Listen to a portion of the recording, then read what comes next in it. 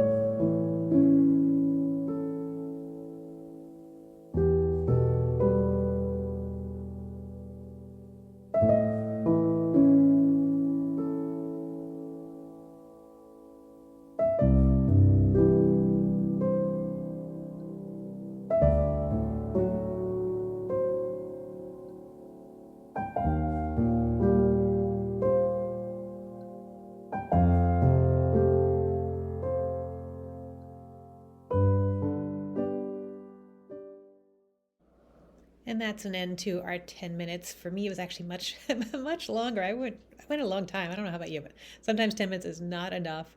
And the funny thing is, I didn't really stick to this card. So this card was about how to use your tone to improve your experience of life. And I was still really stuck on all these other cards.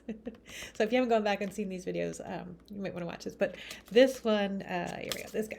He's still my main jam right now. This whole idea of if you knew it was all going to work out, what would you do? And the finding the positive, again, this finding this positive vibes. So it was a little bit about tone, but it started on tone and then it just went to a whole different spot.